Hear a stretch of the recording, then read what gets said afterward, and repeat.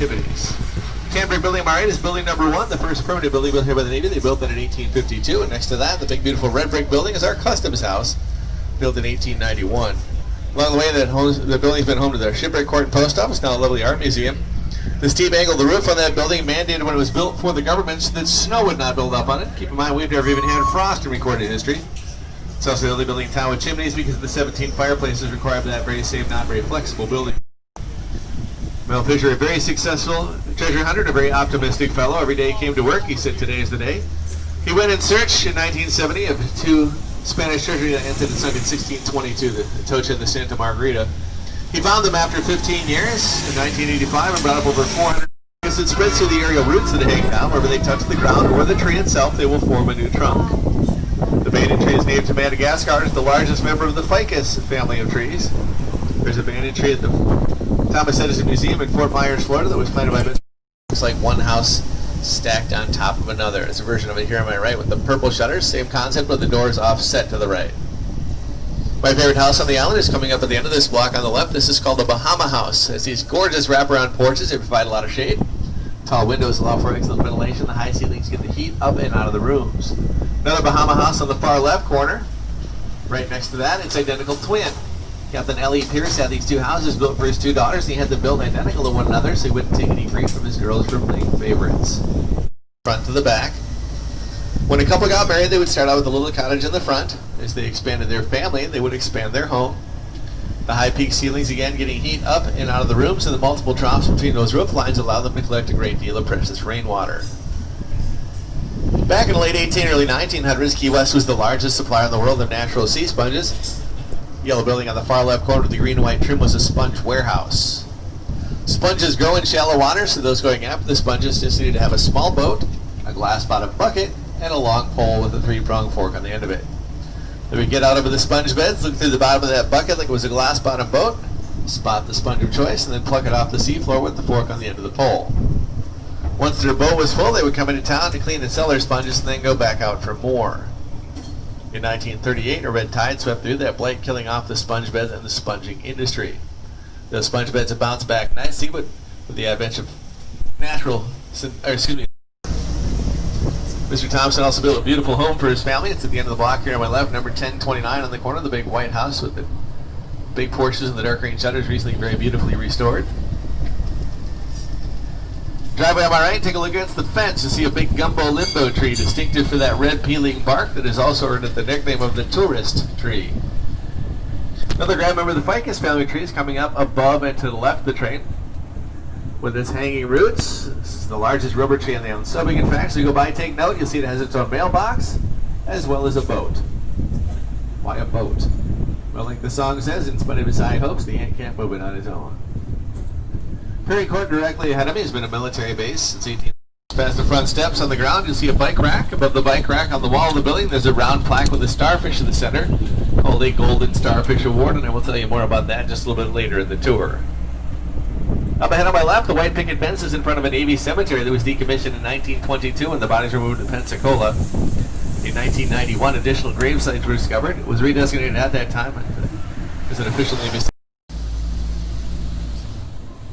One of my favorite flowers on the island is coming up here on my right, just past the speed limit sign. You see some beautiful purple hibiscus. Everybody say hi, hibiscus. Further down the tree, the harder to spot, low hibiscus. Key West did not have a supply of fresh water until 1940 when the Navy completed a water pipeline all the way to the mainland. That's a Minnesota, so being able to say hot February day about where I live makes me very happy. And there's a blizzard in Minneapolis right now. Henry Morrison Flagler is a gentleman very important to our little island. He's also incredibly important historically to the entire country. On a national level, he's important because along with John D. Rockefeller, he founded Standard Oil Corporation. Mr. Flagler's contribution to that enterprise, he developed the means by which we get gasoline from crude oil, which is why I like to say he was a very refined individual. He also on the East Coast Railroad, they ran from New York to Miami. When he heard about the Panama Canal being built, he knew if we could get his railroad, we had a shipwreck industry here. Shipping lanes run close to and through the reef. The reef was poorly marked back in those days, so shipwrecks could happen even on a beautiful day. There was a pirate problem around Key West as well, with Blackbeard, Blackseas, and others, the big warships that were here. Were not able to catch the pirates because they Pirates and smaller ships would just go hide in the shallows. Coming to Port around in 1823 with his Mosquito fleet, small fast ships, they were able to chase the pirates in the shallows and then do away with them. Mr. Eduardo Gatto Jr. had the house moving gene from his father. Jr. built the house with western-facing front porches that were hot in the afternoon. Most people would put up an awning. Not Jr. He went further than that. He jacked up his house and put it on rollers. Got a couple of mules from his dad's trolley garage, spun the house 180 degrees, and rolled it across the street and set it back down. Front porches facing east. Used to sit here on my right where there's a parking lot. It's now in the far right corner. Below the front door is a beautiful piece of stained glass with the address 1327, which was the address when it was on the odd numbered side of the street over here when he had the window made. When he moved the house to the even number side, he didn't bother with any window. On the left, the southernmost house, and name only more than that in just a moment. It is one of only two houses on our entire island with a full basement because of the high water table and the hard ground. Thelma Strabo came to Key West in 1940. She'd written a book called Reap the Wild Wind about our shipwreck industry, and she wanted to have the southernmost house, I should say, in the continental U.S. She built her house among the trees up here on the left, 18 inches further south. She wanted everybody to know that she had the southernmost house, so she put up a plaque next to her gate on the wall here on my left, calling her house the southernmost house. Looks like doing some cleaning today at the southernmost point. A little painting, perhaps, tidying things up. That big buoy up there on my left does represent the southernmost point in the continental United States. It is 4 blocks from our second designated stop. That buoy is 90 miles from Cuba, 157 miles. For the next 15 minutes, you're the southernmost passengers of the southernmost contour train in the continental U.S. because since everything else at this end of the island is the southernmost something, you might as well be included. Big fan of the pink fluffy flowers here on the putter puffer pink mimosa tree. They're always in blue. Smaller cactus here on my right, poking through the fence. Take a look to my right above the wall over there. You see the big glass atrium. That is the Key West Butterfly Conservatory. Inside that atrium, amongst lush tropical foliage, you'll find exotic butterflies and wild birds which are not native to North America. And from what I understand, if you were in there and a butterfly lands on you, that is supposed to be good luck for at least the rest of your vacation, if not perhaps longer. Another thing the Cubans brought to town in the 1870s was the art of cigar manufacturing. They built 160 cigar factories here in Key West that employed 5,000 people. At their peak in the 1890s, they were combining to roll as many as 375,000 cigars a day. That's a lot of smoking. They talked about Jose Marti coming here to raise money in support of the Cuban Revolution. He spoke from the terrace of a home that belonged to one of the Cuban cigar factory owners. That home is now a business. It's coming over here in the next block on the right.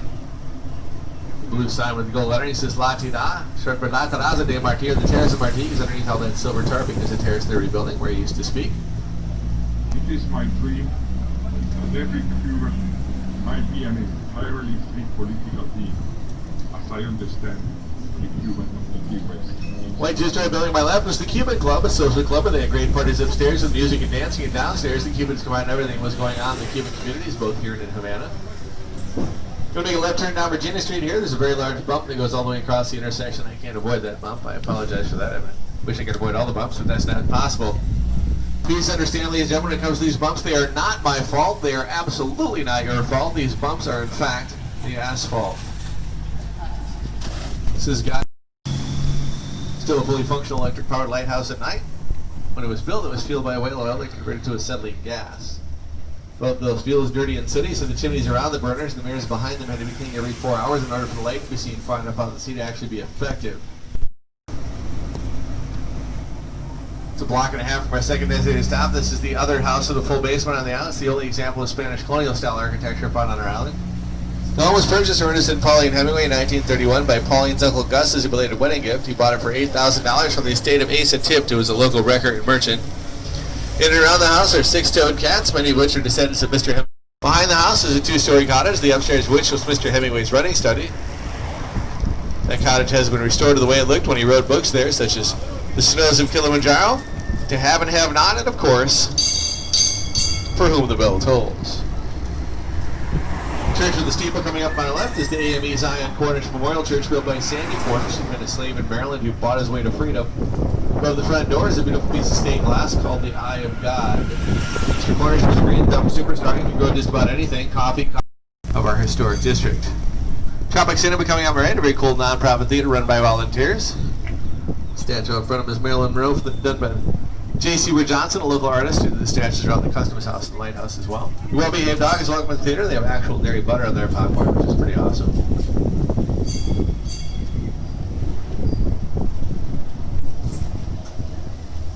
Hiya, Raj. Excellent. Far right corner, St. Paul's Episcopal Church, the first non-Catholic church in the state of Florida.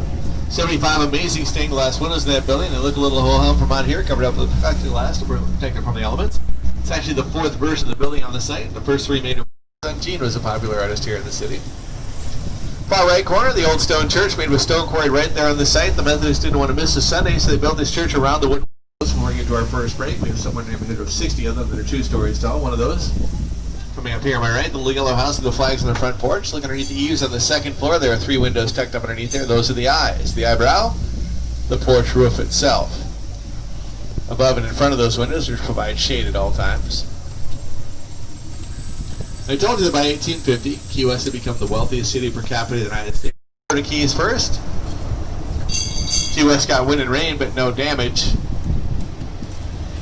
Just 70 miles north, however, Manacumbe Key took the full brunt of the center of that storm. From the roadway, it's a big, beautiful home. What I want you to take a look at with this house is all the way up on the roof. Way up top, there's a porch called the Captain's Walk. I mentioned earlier that shipwrecks could happen on a beautiful day.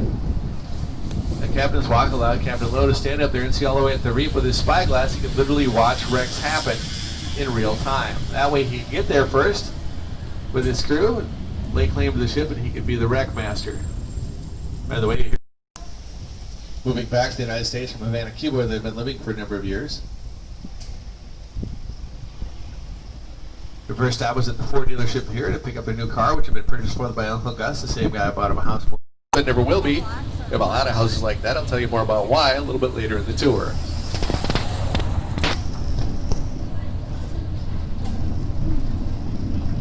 William Curry was the first self-made millionaire here in the state of Florida. One of the things he needed to make money was import Cuban cigar tobacco to sell the factories in town.